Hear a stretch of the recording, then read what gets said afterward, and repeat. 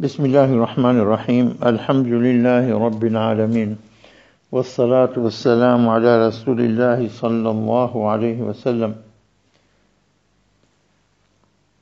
katika akwali za Sheikh Sharawi rahmatullah alayhi,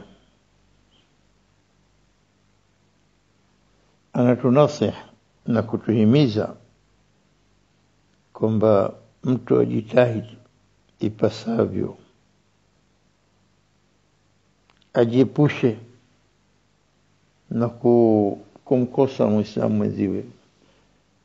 Binadamu lazima tunakuwa na huyu anampoa huyu, anamkosa huyu, kwa mingine mambo hawezi kuepukana nayo, lakini kila kijitahidi mtu kujiepusha na kumkoa mwenziwe, kumkosa mwenziwe, iko kosa dogo, iko kosa kubwa, kila njema, kila aina ya kosa ajiepushe nalo, ili mpate kusikilizana, mpate kupendana, mpate kuombeana dua, kwa sababu itakuja siku utamkosa kosa, utamfanyia kosa mwenzio, jirani yako, sahibi yako, mko pamoja katika mtaa mmoja, lakini kwa sababu ya hulka yako nzuri na tabia zako nzuri, kosa lile analifumbia macho, anakusamehe. Lakini kwa mtu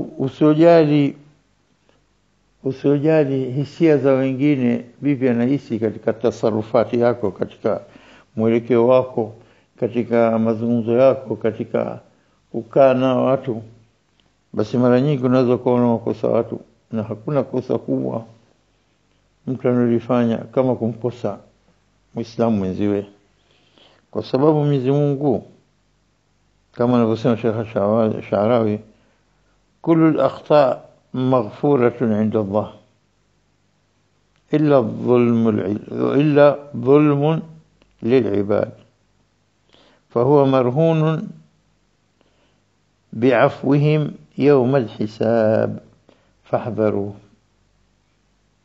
كل الأخطاء، أنا سوى الشيخ الشعراوي الله يرحمه، كل الأخطاء مغفورة عند الله إلا ظلم العباد فهو مرهون بعفوهم يوم الحساب فاحذروه. na hii maana kwamba kila kosa, makosa yote yanasamehewa, yanaghufiriwa na Mwenyezi Mungu Subhanahu wa Ta'ala. Maghfuratun, kila makosa yanapata msamaha inda Allah kwake Mwenyezi Mungu Subhanahu wa Ta'ala, illa dhulmun lil'ibad, isipokuwa dhulma uliyomdhulumu Muislamu mwenzio. Dhulma uliyodhulumu waja wa Mwenyezi Mungu, basi hiyo inategemea fahuwa marhunun bi'afwihim, inategemea kusamehe kwao, ikiwa atakusamehe siku gani? Yawm al-hisab, siku ya hisabu. Yani Mwenyezi Mungu ni mwepesi wa kusamehe. Jambo lako wewe baina yako na Mola Subhanahu wa Ta'ala, anakusamehe. Ukipita njia sahihi za kupata msamaha, Mwenyezi Mungu anakusamehe. Wallahu Ghafurur Rahim wa Tawwabur Rahim. Basi uombe maghfira, ulete istighfar kwa wingi, utubu, ujitahidi kwamba usirejee tena, uchukiwe kila kukumbuka kwa makosa uliyofanya. Hizi ndio sababu ambazo zinafanya makosa yanasameheka mbele ya Mwenyezi Mungu Subhanahu wa Ta'ala. Lakini kosa lako na binadamu mwenzio, ikiwa hajakusamehe na mbele ya haki mkasimama hajakusamehe, basi ujue kwamba anachukua thawabu zako zinakwenda kwake. Makosa uliyofanya kipumbavu pengine yatakukosti, yatakukalifu pesa nyingi, sio pesa za hapa, pesa za huko, za thawabu zako zitakwenda. Utauza thawabu zako kwa makosa ya kipumbavu unamfanyia mwenzio. Akikusamehe khair ala khair, alhamdulillah. Lakini akiwa hajakusamehe, je, Mwenyezi Mungu hataki kuingilia la kwenda la mwenzako, lakini anakusamehe. Kila dhulmu lil'ibad, dhulmu kwa mja mwenzako aliumbwa na Mwenyezi Mungu, ukamkosa, lazima atoe amri. Fahuwa marhunun, iko katika rehani, yani iko katika sharti ya kwamba bi'afwihim, yeye akusamehe mwenyewe, يوم الحساب siku hisabu. Fahdharu, anatuhadharisha hapa, basi chukueni hadhari kubwa kwa kosa wenzio. Moja katika mambo umeweza kukuepusha wewe kwa usiwakose wenzao sana. Huwezi, kila ibn adam khata, kila binadamu ni mwenye kufanya makosa mengi, lakini makosa madogo madogo watu wanafumbia macho.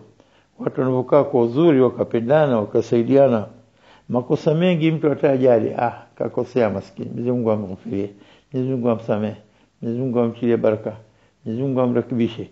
Anakuombea dua mwenzako, yeye anapata thawabu na unapata thawabu. Unakosa, kheri yako inakusaidia katika nini, yale mambo, tabia zako, hulka yako inakusaidia katika kusameheka na mambo mengi na waislamu wenzako. Lakini sasa inapokuwa wewe kazi yako kuudhi watu bila kujali au bila kufikiria, jifikirie wewe kwanza kwa kila jambo unataka kulifanya au kulisema, ikiwa mimi ndo naambiwa hili, ikiwa mimi nafanyiwa, je, nitakubali? Kama neno nzuri, خلاص wafanyie wenzako. Kama utaridhika nalo wewe, basi na wenzako wataridhika. Mara nyingi na kwa hivyo, na kitu kishajua mwenzio hapendi, usimfanyie. Neno la kuchokozana, kupeana majina, kutukanana, kudharauliana, kujiona wewe bora kwa wenzio, haya yote haya katika njia za kufanya wenzio wakuchukie. Kwa hivyo kosa teli kwa duchu dogo kabisa halisameheki, na kwa watu wanaacha kana jeuri zake, na mimi simsamehe mpaka siku ya kiyama sitamsamehe. Nasikia sana nasema. Kwa hivyo tujitahidini, tuwe na tabia njema, tuwe tunapenda kusamehe. Tukua tunapenda sisi kusamehe, Mwenyezi Mungu anajalia wale pia wa kusamehe. Usingojee mpaka fursa ikafika siku ya kiyama mkashtakiana, mkahasimiana mbele ya Mwenyezi Mungu Subhanahu wa Ta'ala. Na ikiwa wewe katika wale watu ambao Mwenyezi Mungu anawatakia pepo, ndio tena huambiwe yule aliyekukosa, anaambia yona kasri ile, kaambia kasri ya mtume gani yule, au mtu mwema gani? Kaambia yako yangu mie, kwa amali gani nilioifanya hata nastahili kupata kasri ile? Akaambia ile amali yake ndogo tu, msamehe ndugu yako Muislamu mwenzio kakosa kadha kadha, iko ni hilo tu, nimemsamehe. Haya basi, mkamate mkono, ingieni peponi pamoja. Sasa hapa unangojea fursa hiyo ije, na kama ijaje je kwa kweli nimekupiga chenga fursa kama hiyo fursa hiyo Mwenyezi Mungu anamtakia yule mtu ambaye mnyenyekevu kwa Mola Subhanahu wa Ta'ala. Mtu yule Mwenyezi Mungu anataka amtie peponi kwa sababu amali zake nyingi nzuri. Kwa hivyo yale makosa yake Mwenyezi Mungu naye humsaidia katika nini? Katika kumuombea kwa yule mkhasimu wake mwenye khasama naye, ili amsamehe. Lakini tusitegemee dhulmu lilibad fi huwa marhunun bi'afwihim. Sharti yake lazima wao kusamehe. Una hakika utakusamehe, huna hakika. Jirakibishe tabia zako, uwe mwema, mwenye kupenda kusamehe, uwe kama Mtume SAW alivyo. Kwa hivyo asa ukapata msamaha kwa wenzio.